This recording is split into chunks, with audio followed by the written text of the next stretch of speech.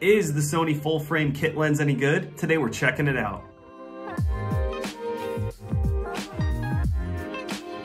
Okay, so full disclosure before we get started, I am a budget Sony photographer. I only own 2 lenses. The 2 lenses that I own are the 50 1.8, and I do about 80% of my shooting with this lens. And the second lens I own is this, the 28-70 kit lens. I'm definitely a minimalist when it comes to shooting. I still shoot with an A7 Mark III, which is Sony's older A7 model. So as a budget shooter and somebody that likes to carry a light load, I use each of these lenses in 2 very specific ways. If I want to take photos with a shallow depth of field, or I'm in a low light situation,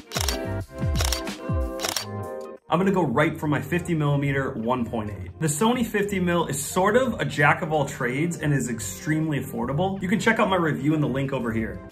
But the 50mm lens is not why you're here. You're here to hear all about the 28-70, and the 28-70 is phenomenal. Does the Sony kit lens have some hiccups? Yes. Is it perfect? No. However, the bang for buck is exceptional. The 28-70 is lightweight, versatile, and most importantly, it shoots awesome photos. While there is a ton of other lenses out there, this is a great lens to get started with, and it's also a great lens for someone that's looking to save a few dollars. All right, so now we're gonna take a look at the pros and cons of this kit lens. First up, the pros. All right, so we gotta start with price. This thing is cheap. If you didn't get yours in a bundle like I did with my A7 Mark III, then you're probably gonna pick yours up online. Right now, you can buy one new for $400 or secondhand for as cheap as 150 bucks. For the value that you get and the versatility of focal lengths with this lens, you can't beat it. All right, so the number 2 pro of the 28-70 has got to be the image quality. While this lens isn't the best in the Sony lineup, it does take incredible photos. Whether you're a portrait photographer, or a landscape photographer, or just an all-around enthusiast,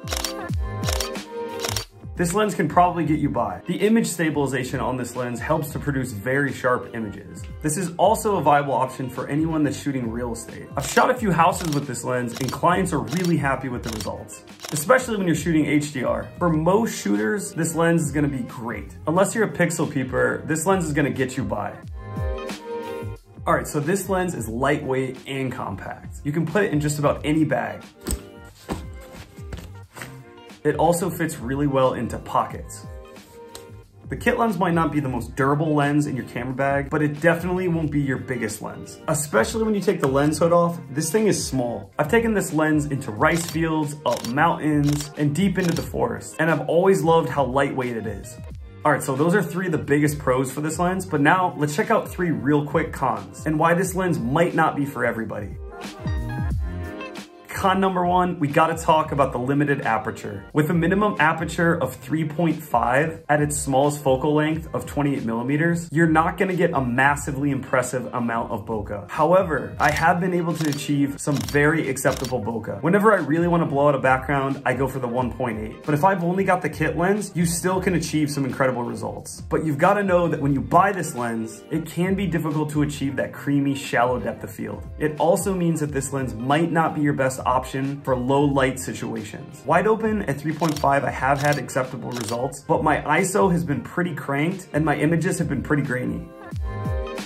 The number 2 con for me is this lens's durability. As I mentioned earlier in the video, it's not the strongest lens. It's mainly made of plastic and sort of feels cheap. Compared to other G Master lenses that I've held, this lens definitely doesn't feel high quality. While the lens looks great, it's not weather sealed and definitely couldn't take a tumble. If you drop this lens out of your camera bag, you're probably screwed. I also wouldn't feel that comfortable taking this lens out into harsh weather like rain or snow.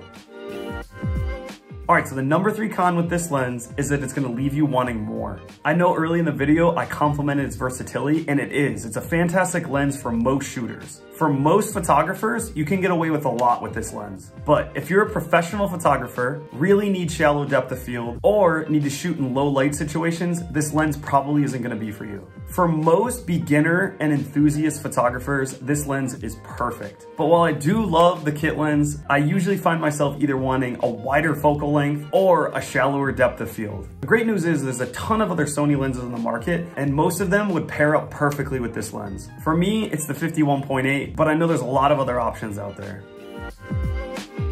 All right guys, so there's my quick review on the Sony 28-70. I love this lens, but I'm also a budget shooter and I take most of my photos on a prime lens. So if you're looking for a lens that's affordable, has great image quality, and is compact and light, the 28-70 has gotta be your lens.